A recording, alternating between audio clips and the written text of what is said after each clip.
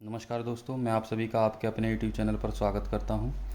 इस वीडियो में मैं अधीनस्थ सेवा चयन आयोग के जो अध्यक्ष हैं प्रवीर कुमार, उनका कंप्लीट इंटरव्यू दिखाना चाहता हूं। और जो पुरानी भर्तियों या नई भर्तियों से जो रिलेटेड हैं या अधीनस्थ सेवा चयन आयोग से किसी न किसी तरीके से जुड़े हुए हैं, उनके सारे डाउट इस वीडियो से क्लियर हो जाएंगे।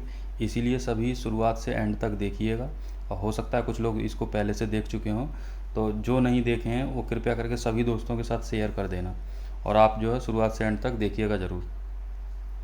पूर्व आयुक्त प्रवीण कुमार जी, बहुत स्वागत है सर आपका। आप तमाम लोगों को नौकरी देते हैं, लाखों लोगों को नौकरी देते हैं। एक नई परीक्षा आपने शुरू की है, पीईटी 24 तारीख को है परीक्षा जी, क्या है?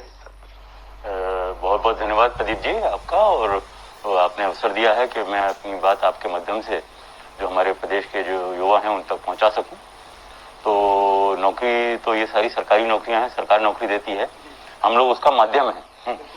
तो जो ग्रुप सी की जो पोस्ट हैं, जो हमारे जो समूह ग कहलाता है, क्लास 3 की पोस्ट कहलाती हैं, तो सरकारी विभागों में जो समूह ग की पोस्टिंग्स होती हैं उनके लिए हमारी जो आयोग है उसके माध्यम से चयन किया जाता है। तो ये बहुत दिनों से समस्या चली आ रही थी कि बहुत बड़ी संख्या में सरकारी विभागों में पद खाली चले आ रहे थे, और जो भर्ती में जो तेजी से भर्ती होनी चाहिए थी उसमें दिक्कतें आ रही थी। और दिक्कतें आने के कारण भी थे कि सबसे बड़ा कारण ये था कि यहाँ पे आप जानते हैं यूपी जो उत्तर प्रदेश जो है इतना बड़ा प्रदेश है, और अगर आबादी के हिसाब से देखा जाए तो दुनिया का ये 5वां सबसे बड़ा देश होगा। और इतने जहाँ पे हर चीज कोई हमारे यहाँ हजारों में सैकड़ों में नहीं होती, हर चीज लाखों और करोड़ों में ही होती है।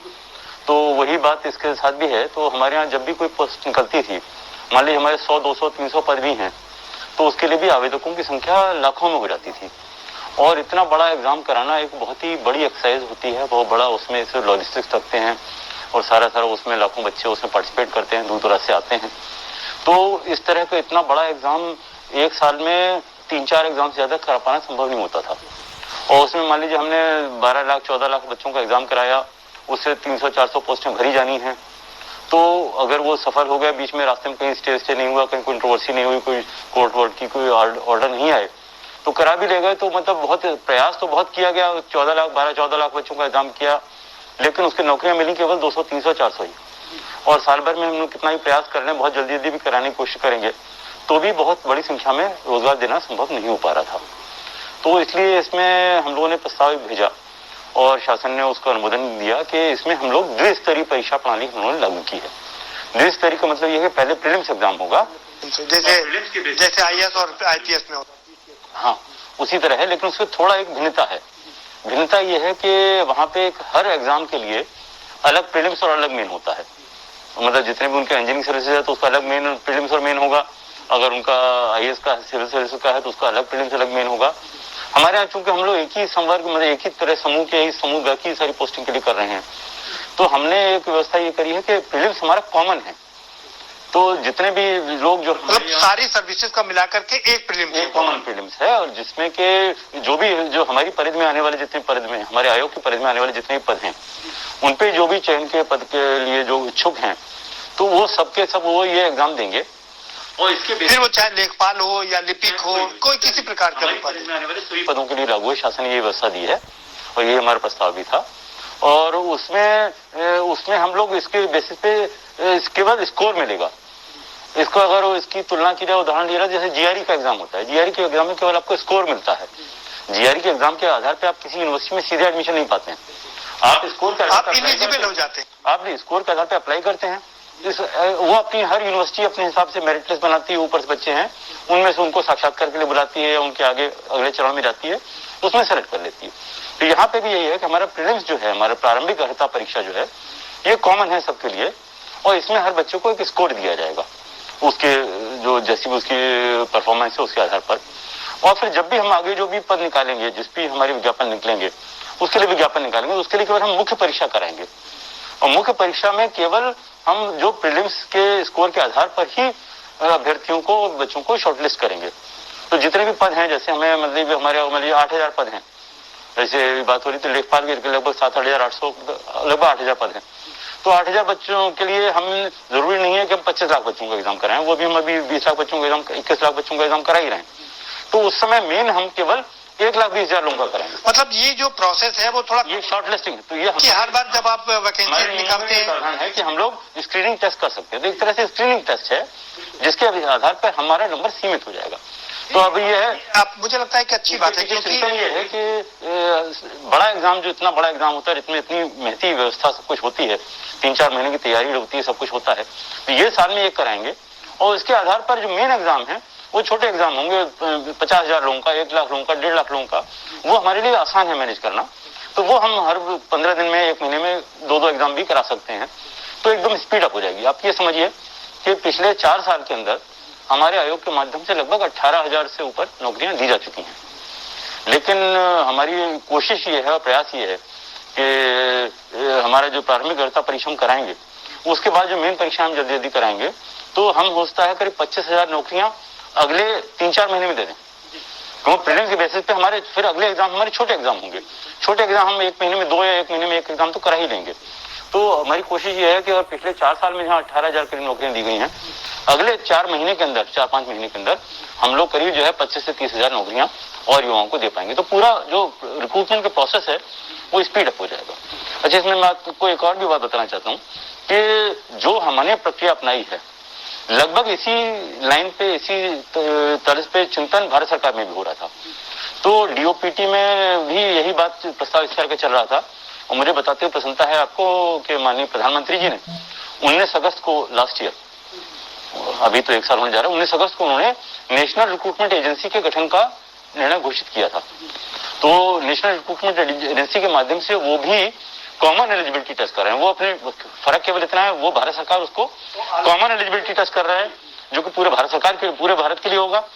हम लोग प्रदेश तक सीमित है, हमने इसका नाम पीईटी दिया, प्रीलिमिनरी एलिजिबिलिटी टेस्ट। और हम लोगों ने यह भी, शासन ने निर्णय लिया है कि अभी तो नेशनल रिक्रूटमेंट एजेंसी का गठन का कार्रवाई चल रही है, उनको होता एग्जाम कराने में अभी टाइम लगेगा। लेकिन कालांतर में जब उनकी व्यवस्था व्यवस्थित हो जाएगी तो इस बारे में विचार हम कर सकते हैं कि दोनों एग्जाम, दो एग्जाम अलग अलग ना कराएं, उनका सीईटी भी हो, अपना पीईटी भी हो। हमारा मेन उद्देश्य यह है कि हमें बच्चों को शॉर्टलिस्ट करने के लिए एक मानक, एक मापदंड मिल जाए। इसके पीछे का लॉजिक क्या सर, कि जो लाखों करोड़ों की तादाद में एप्लीकेंट आ जाते थे बार बार, उनको शॉर्टलिस्ट करके रख लेते? हाँ, मतलब उनका सबका हमने एक यूनिफॉर्म, एक कॉमन एलिजिबिलिटी टेस्ट कर दिया है। प्रीलिमिनरी, हमारा जिसको प्रीलिमिनरी एलिजिबिलिटी टेस्टिंग कह रहे हैं, वो हमने कर लिया। अब जो भी हमारी वैकेंसी निकलेगी, हम उसके लिए आवेदन मांगेंगे। जो आवेदन आएंगे उसमें अपनी जरूरत के मुताबिक जितने पद हैं उसके 15 गुना, नहीं, जितने पद हैं हमारे, जितने पद हैं उसके 15 गुना हम ऊपर से छांट लेंगे। अच्छा, आप जिन्होंने पीईटी क्वालिफाई किया है, आप उसमें से जो पीईटी में अपियर हुए हैं, क्वालिफाई करने वाली बात नहीं, क्योंकि इसमें हर एक आदमी को स्कोर मिलेगा। किसी का होता है 80% है, किसी का 85 है, किसी का 90 है, किसी का 94 है। तो वो तो एक स्कोर है, लेकिन स्कोर के आधार पर वो लोग अप्लाई करेंगे अलग अलग पदों के लिए। और जो हमारे किसी भी हमने पद के लिए, जिसके पद के लिए विज्ञापन निकाला है, तो उसके लिए जो भाई अभ्यर्थी इच्छुक हैं उसके लिए अप्लाई करेंगे। और जितने भी अप्लाई करेंगे उनका स्कोर हमारे पास पहले से मौजूद है, तो स्कोर के आधार पर उन ऊपर से शॉर्टलिस्ट कर लेंगे। और शॉर्टलिस्ट करने के बाद जितने गुणे हमें चाहिए, मतलब एक पद के लिए 15 लोग हम बुलाते हैं, मानक हमारा 1 से 15 का है। एक्चुअली वो लास्ट कट ऑफ हम लोग लेते हैं तो 15 का 17, 18, 20 गुना हो जाता है वो कई बार। तो लगभग 15 गुना हम जो है, 15 गुना या उससे अधिक हम बच्चों को शॉर्टलिस्ट करेंगे और उनके लिए मुख्य परीक्षा का आयोजन करा देंगे। सर, 24 तारीख को आपने परीक्षा रखी है, पीईटी की परीक्षा है।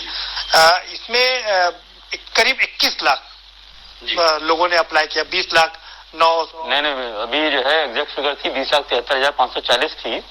उसमें से जो डुप्लीकेट एंट्री थी वो हम लोगों ने हटा दी है। तो डुप्लीकेट एक आदमी, कई बार बच्चे 2 बार भी भर देते हैं गलती से।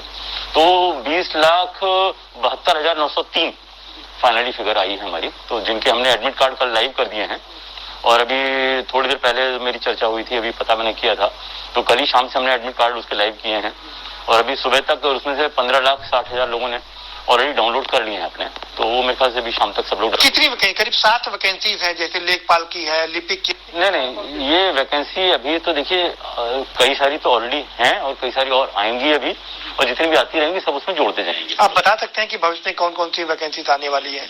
नहीं, इसमें जो हमारे पास अध्याचन आए हुए हैं, उनका जो हमने परीक्षा कार्यक्रम बनाया है, तो वो कहीं मैं आपको थोड़ा सा मैं बता सकता हूँ आपको। हाँ, तो अभी जो भविष्य में हम लोगों ने अभी ये टेंटेटिव है प्लान, वो थोड़ा सा इसमें चूंकि अभी पहले 20 तारीख था, 20 तारीख के बाद में 24 करना पड़ा, तो रिजल्ट भी हमने इसको निकालना पड़ेगा, स्कैनिंग की व्यवस्था इसकी करेंगे। 21 लाख बच्चों के स्कोर की स्कैनिंग होगी, उनका रिजल्ट तैयार होगा और इसके स्कोर के आधार पर ही बच्चे अप्लाई करेंगे, तो उसके बाद ही हमारा विज्ञापन निकलेगा। तो हमारी कोशिश ये है कि हम लोग जैसे अगस्त में एग्जाम करा ले रहे हैं, तो हमारी कोशिश ये रहेगी इसका सितंबर में इसका हम परीक्षा फल इसका निकाल दें।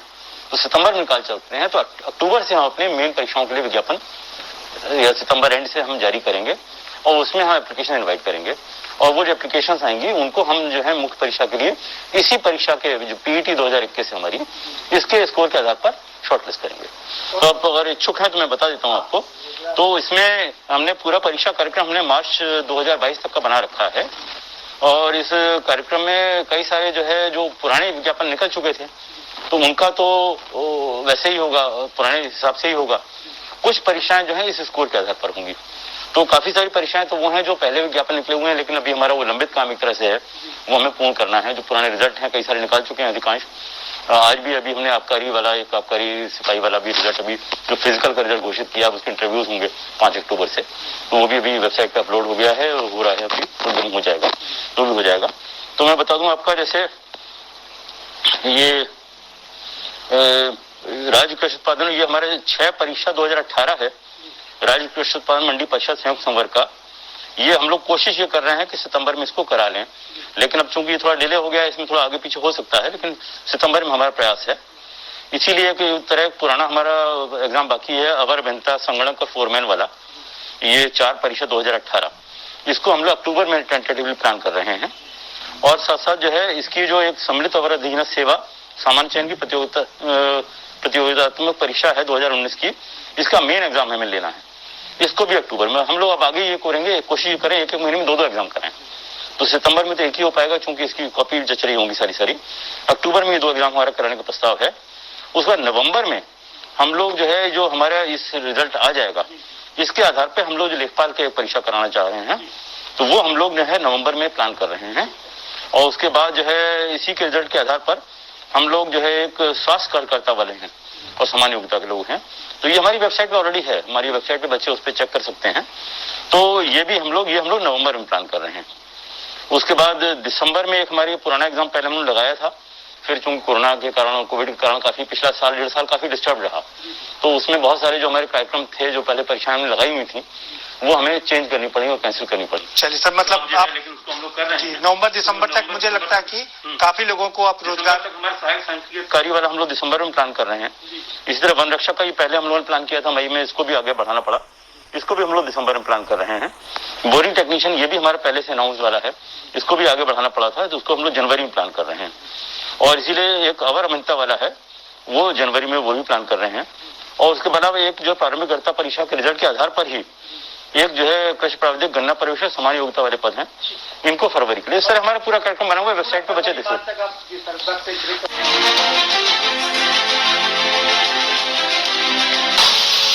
आप देख रहे हैं कि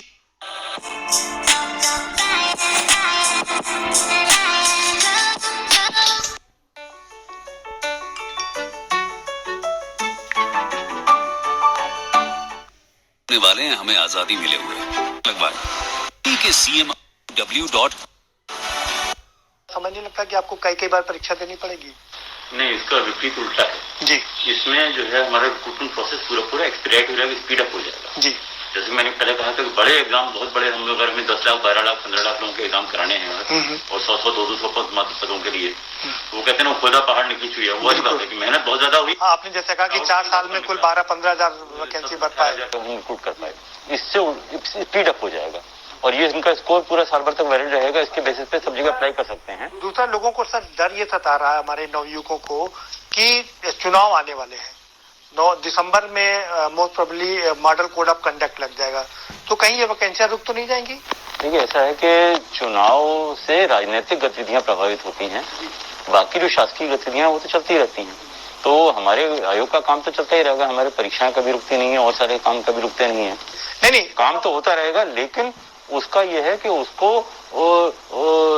प्रशासनिक व्यक्तियों द्वारा अपना काम किया जाता रहेगा, राजनीतिक व्यक्ति उसका राजनीतिक लाभ उठाने के लिए प्रयोग नहीं कर पाएंगे। सीधा सवाल सर है, क्या वो आप उस समय वैकेंसी डिक्लेयर कर पाएंगे? क्या लोगों को नियुक्ति पत्र दे पाएंगे? वो जैसा निर्वाचन आयोग के आदेश होंगे उसके मुताबिक हम काम करेंगे। लेकिन जहां तक मेरा इंटरप्रिटेशन है कि जो वैकेंसियां घोषित हो चुकी हैं, उनका विज्ञापन हमारे निकल चुके हैं, उनकी परीक्षा तो हम लोग करा ही सकते हैं। मतलब मॉडल कोड ऑफ कंडक्ट से पहले जो अनाउंसमेंट हो जाता है, जो हमारे परीक्षा विज्ञापन निकल चुके हैं और अधिकांश हमारे पहले के निकले हुए हैं, बाकी भी हमारे अभी अक्टूबर नवंबर में ही निकल आएंगे, तो उसका काम नहीं रुकेगा। वो तो अपना जो विज्ञापन निकल चुके हैं, जिसके लिए परीक्षाओं का कार्यक्रम घोषित हो चुका है, तो वो तो अपना कार्यक्रम यथानुसार होगा ही होगा। मतलब युवक हमारे इस बात के लिए आश्वस्त रहे कि अगर मॉडल कोड ऑफ कंडक्ट लग भी जाता है, फिर भी जो आपने जो ऑलरेडी घोषित कार्यक्रम है उसके हिसाब से परीक्षाएं आयोजित करने में कोई रोक नहीं होती है। परीक्षाएं तो हम आयोजित कर ही सकते हैं, रिजल्ट भी निकाल ही सकते हैं। नियुक्त पत्र देने में जरूर बात आती है कि राजनीतिक व्यक्ति उसको नियुक्त पत्र उसका ना बांटे, तो वो वाली बात आती है। लेकिन वो हमें नहीं बांटना, हम लोग तो केवल एजेंसी है, विभाग, हम तो सरकारी विभागों के लिए करते हैं, सरकारी विभाग ही खुद करते हैं। आपने एजेंसी की बात कही कि ये कोई आसान काम नहीं है कि साफ सुथरी वैकेंसी को भर देना, तमाम आरोप भी लगते रहते हैं, तो कैसे इतना बढ़िया काम? नहीं, हमारी कोशिश ये है कि हम लोग साफ सुथरे ढंग से और शुचितापूर्ण ढंग से, और यही माननीय मुख्यमंत्री जी की हमारी प्राथमिकता भी थी और उन्होंने स्पष्ट निर्देश दिए हैं। और इवन जो ये परीक्षा हो रही है, जो प्रारंभिक अर्हता परीक्षा है, इसके लिए भी कई बार इसकी स्क्रीनिंग रिव्यू किया गया है। सारे जिलाधिकारियों से प्रमाण पत्र लिया गया है इस आशय का कि जो परीक्षा केंद्र चयनित किए गए हैं उसमें कोई खराब छवि का या दागी छवि का नहीं हो पाए। हमने शासन से अनुरोध किया है, जहां तक मुझे उम्मीद है कि शासन स्तर से भी इस एग्जाम के लिए प्रेक्षक यहाँ से ऑब्जर्वर्स भेजे जाएंगे जो कि परीक्षा के उस पर नजर रखेंगे। और इस बार हमने जो विशेष व्यवस्था कराई उसको मैं खासतौर से बताना चाहूंगा जी कि इस बार हमने पूरा लाइव रिकॉर्डिंग और लाइव फीड का जो है हमने व्यवस्था की है अपने यहीं इसी कार्यालय में। आप 3 दिन बाद आएंगे तो मैं आपको दिखा दूंगा जी कि हमारे यहाँ कंट्रोल रूम में एक परीक्षा केंद्र, जितने हमारे 2254 परीक्षा केंद्र हैं, जी सभी 2254 परीक्षा केंद्रों में हर एक परीक्षा केंद्र के प्रवेश द्वार को, वहाँ के कंट्रोल रूम के और वहाँ के परीक्षा कक्ष हैं, जी उनको हम यहाँ बैठ के मॉनिटर कर सकते हैं और देख सकते हैं। तो हमारी जैसे कहा जाए कि हमारे पल पल पे और एक एक गतिविधि पे हमारी यहाँ नजर रहेगी। उसके अलावा हमारे जितने आयोग के माननीय सदस्यगण हैं वो लोग दौरे पे भी रहेंगे, यहाँ से भी रिव्यू करते रहेंगे।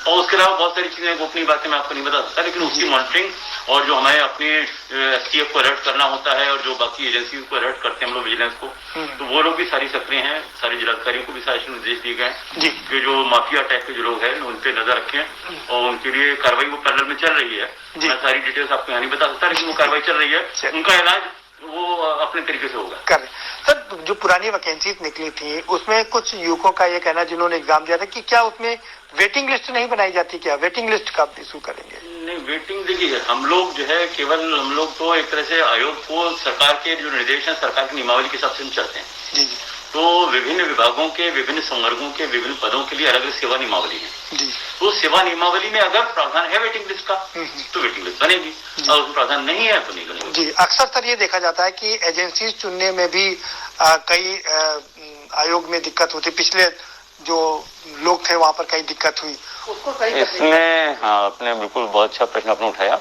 इसमें इस बार हमने जो है अपने जो परीक्षा व्यवस्था, परीक्षा प्रणाली है, उसमें बहुत ही व्यापक परिवर्तन किया है। पहले ये होता था कि आयोग को जिम्मेदारी तो दी गई थी, लेकिन आयोग अपनी समूची जिम्मेदारी पूरी एक तरह से किसी दूसरी एक जो हमारी कार्यदायी संस्था होती है उसको सौंप देती थी कि वही परीक्षा का प्रश्न पत्र बनाएंगे, वही उसे छपवाएंगे, वही उसको कोषागार में जिले तक भिजवाएंगे, वही परीक्षा कराएंगे, फिर वही उसकी जो है वहीं पे जो कैमरे, सीसीटीवी कैमरे की व्यवस्था होगी, सुरक्षा वो भी उन्हीं के पास होगी, और आखिर में वही उसकी स्कैनिंग करके रिजल्ट भी वही तैयार करेंगे। तो इसमें जो हमारे पूर्वाधिकारी थे सीबी पालीवाल साहब, उनकी एक कमेटी बनी थी, उनकी जो है उनकी संस्तुतियां आई थी, पालीवाल समिति की संस्तुतियां थी। उसके आधार पर शासन ने आदेश जारी किया कि इन एक्टिविटीज को अलग अलग करके बांटा जाए, अलग अलग कार्यदायी संस्थाओं को दिया जाए। तो इस बार जो हमने बहुत महत्वपूर्ण चेंज किया है, उसकी वजह से हालांकि हमारा काम भी बढ़ गया, लेकिन उस काम बढ़ने की हमें चिंता नहीं, काम करने के लिए तो हम बने ही हैं, लेकिन उससे यह है कि शुचिता बहुत इंप्रूव हो जाएगी, उसकी इंटीग्रिटी, कि हमने 4 जो हमारी एक्टिविटीज हैं वो 4 एजेंसी, अलग अलग एजेंसी को दी हैं। तो प्रश्न पत्र बनाने का काम और उसे छपवाने का काम एक एजेंसी को दिया गया, जो गोपनीय है वो अलग होगी। दूसरा, वो उसका काम ये प्रश्न पत्र छाप के ट्रेजरी तक पहुंचा दे, काम करके वो चली जाएगी। दूसरी एजेंसी उसके बाद टेक ओवर करेगी, जिसको एग्जाम कंडक्टिंग वाली एजेंसी है, वो ट्रेजरी से निकाल के लाएंगे, एग्जाम कराएंगे, उसके बाद फिर वो कॉपी वापस, जो ट्रेजरी कॉपी वहां पे, हमारी कॉपी हमारे पास, वहां पे एग्जाम में जो फ्रिस्किंग का काम है और जो वहां पे सीसीटीवी का काम है वो हमने एक तीसरी एजेंसी को दिया है। और उसके बाद सबसे आखिर में जो उसकी स्कैनिंग का काम है और उसका रिजल्ट स्कोर प्रिपरेशन काम है वो एक चौथी एजेंसी को दिया जा रहा है। तो चारों लोगों को अलग अलग है, ताकि ऐसा नहीं कि एक आदमी एक ही संस्था का एकाधिकार हो और अपने तरीके से वो मैनिपुलेट कर ले। तो इस तरह की मैनिपुलेशन की संभावना अब लगभग समाप्त हो गई है। अच्छा, एक बहुत महत्वपूर्ण बात मैं और बताना चाह रहा हूँ, जो आपके अभ्यर्थियों के लिए भी जानकारी के लिए जरूरी है। वो एक बहुत ही महत्वपूर्ण हम लोगों ने निर्णय लिया है और जिसका इसकी शुचिता पे बहुत फर्क पड़ेगा। हम लोगों ने इस बार ये व्यवस्था ये करी है कि जितनी भी जो ओएमआर शीट जो है एग्जाम के बाद हैं, वो ओएमआर शीट के सील्ड पैकेट और प्रश्न पत्र के सील्ड पैकेट क्लासरूम में जाएंगे और क्लासरूम में ही खोले जाएंगे अभ्यर्थियों के सामने। 2 अभ्यर्थियों के सामने को सीलबंद अवस्था में थे, उसको खोला गया और एग्जाम खत्म होने के बाद जो मूल ओएमआर शीट है जो हमारे पास आती है स्कैनिंग के लिए, उसको वहीं क्लासरूम में ही सील किया जाएगा।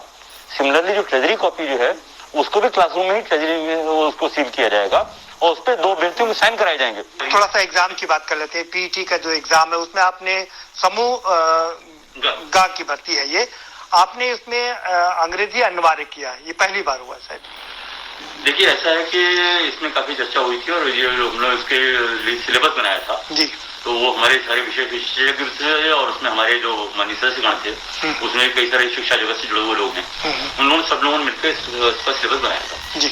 तो इस सिलेबस में खासतौर से मैंने भी इसमें डिस्कशन में इन्वॉल्व रहा था। हमारा एक तो उसमें सबसे बड़ा बल ये रहा कि उसमें केवल आदमी के जो मेमोरी पे उसके रखने की क्षमता या उसको स्मरण शक्ति पे पूरा बल न रहे, उसकी समझने की शक्ति रहे। मैं बहुत एक क्रूड आपको एग्जांपल जैसे हम लोग कंप्यूटर में कहते हैं, बिल्कुल, एक सीपीयू होता है जो प्रोसेसिंग करता है जी जी। दूसरे हार्ड डिस्क होती है, मेमोरी होती है जी। तो हमारा फोकस सीपीयू पे ज्यादा है और हार्ड डिस्क तो अनलिमिटेड है, millions and billions of facts are there. तो उसमें से किसी आदमी को कौन से फैक्ट्स रटे रटाए फंस गए और किसके नहीं आए तो वो अलग बात हो जाती है। हमारी कोशिश ये है कि उसकी एनालिसिस की क्षमता कैसी है कि उसे गिवन टेक्स्ट को, इसलिए हमने जो रखा है 10-10 नंबर के हमने वो भी रखे हैं अनसीन पैसेजेस टाइप के, तो जो वहीं पढ़े और पढ़ के उसके आधार पर वो निर्णय निकाले। सिमिलरली जो एक सरकारी नौकरी में आता है आदमी, तो वो जिंदगी भर बैठ के वो नक्शे ही बनाता है। हम लोग कहते हैं ना मंथली स्टेटमेंट ये है, टेबल चार्ट, तो उसकी टेबल चार्ट की एनालिसिस करना भी थोड़ा बहुत आना चाहिए न्यूनतम। तो हमारी कोशिश पीईटी की जो कॉमन एग्जाम है इसलिए है कि एक जैसे आर्मी में कहा जाता है ऑफिसर लाइक क्वालिटीज जी, तो इसमें हम लोग भी कोशिश कर रहे हैं गवर्नमेंट सर्वेंट लाइक क्वालिटीज जी। तो किसी भी जो शासकीय सेवा में आने का इच्छुक है उसे कम से कम इतनी मोटी मोटी चीजें तो आनी चाहिए, बिल्कुल। तो वो हमारे इसमें बाकी जो मुख्य परीक्षाएं होंगी जी वो विषय विशेष पे आधारित होंगी। तो मान लीजिए जिस तरह का पोस्ट है होम्योपैथी वाले, मतलब अभी आप इसमें जो करेंगे एप्टीट्यूड और उस तरह की चीजें जो कि एक हम अपेक्षा करते हैं किसी भी शासकीय सेवक में उसे इतना आना चाहिए। रीजनिंग का भी उसमें एक आपने पेपर रखा, और कौन कौन से उसमें पेपर्स होंगे सर?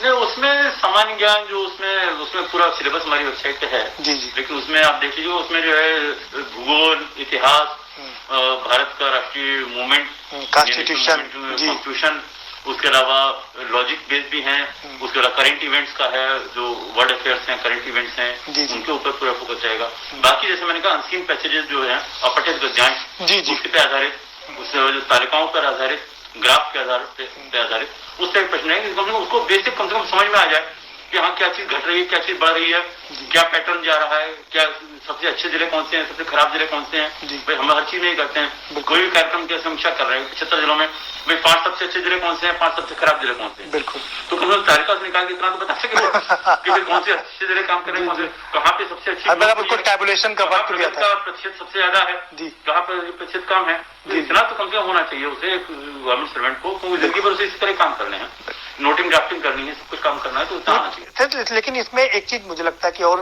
होनी चाहिए कि कंप्यूटर युग है, लेकिन कंप्यूटर का इसमें कुछ वो जो है ऑफलाइन एग्जाम में वो कंप्यूटर क्षमता आकलन कर पाना हमारा संभव नहीं था जी जी। लेकिन जिन पदों के लिए कंप्यूटर टाइपिंग और उसकी जरूरत होती है जी जी, तो वो मेन एग्जाम जब होगा तो उसमें किया जाएगा, उसका टाइपिंग का तुम लोग अलग से कराते हैं, मेन हो जाएगा, उसके बाद उसको एग्जाम नहीं देना पड़ेगा, कोई इंटरव्यू नहीं फेस करना पड़ेगा। सेवा निभाने जैसे कहीं पे फिजिकल काम आता है जी जी। अक्सर ये आरोप भी लगता था कि इंटरव्यू में पक्षपात हो जाता है, लोग अपने लोगों को संभावना होती थी, उस संभावना को भी हम लोगों ने अपनी तरफ से न्यूनतम करने की कोशिश की है जी जी। इस तरह से रेंडमाइज किया है कि मुझे खुद नहीं मालूम रहता कि कौन सा बच्चा किस बोर्ड में जाएगा, क्योंकि मुझे अगर 11 बजे से स्टार्ट होने इंटरव्यू तो 10:50 पे ही मैं शीट साइन करता हूँ, और वो भी मेरे पास भी कोडेड फॉर्म में आता है, वो रोल नंबर नहीं आते हैं। और कौन सा बच्चा किस बोर्ड में जाना है तो उसको कौन सा कोड अलर्ट हुआ किसी को नहीं, मुझे भी नहीं मालूम होता, तो वो रैंडमली ही जाते हैं और उसमें उसके क्लियर कट मानक है। बच्चा भी जाके अपना रोल नंबर नहीं बताता, अपना नाम भी नहीं बताता, वो नाम से कई बार उसकी जाति और धर्म बताता। हाँ, ये बिल्कुल बिल्कुल। तो हमारे इंटरव्यू में क्लियर निर्देश ये है, जो पुराने इंटरव्यू चल रहे हैं उसमें, कि कोई भी बच्चा अपना नाम नहीं बताएगा, कोई भी आदमी अपना रोल नंबर नहीं बताएगा, जेंडर पता लग जाएगा लेकिन नाम और जाति और धर्म नहीं पता लग पाएगा, ताकि उसके आधार पर कोई बायस ना पाए। बायस ना, ये एक अच्छी योजना बनी सर आपने। हमारे पास समय खत्म हो गया है, चलते चलते आप हमारे के न्यूज के दर्शकों को और जो लाखों युवक हैं जो एग्जाम देने के लिए आ रहे हैं, और वो युवक जो नौकरी की उम्मीद लगाए बैठे हैं, उनको आप क्या संदेश देना चाहेंगे? मैं उनको अपनी तरफ से शुभकामनाएं देना चाहूंगा कि वो अच्छे से अच्छा अपना प्रयास करके मेहनत करके दें, और उनको ये विश्वास दिलाना चाहूंगा कि हमारी पूरी कोशिश है कि ये परीक्षा जो है बिल्कुल स्वच्छ तरीके से शुचितापूर्वक होगी। तो मेरे उनके लिए सफल जीवन के लिए मेरी उनकी शुभकामनाएं हैं, और मैं उनको बहुत बहुत हृदय से धन्यवाद देता हूं।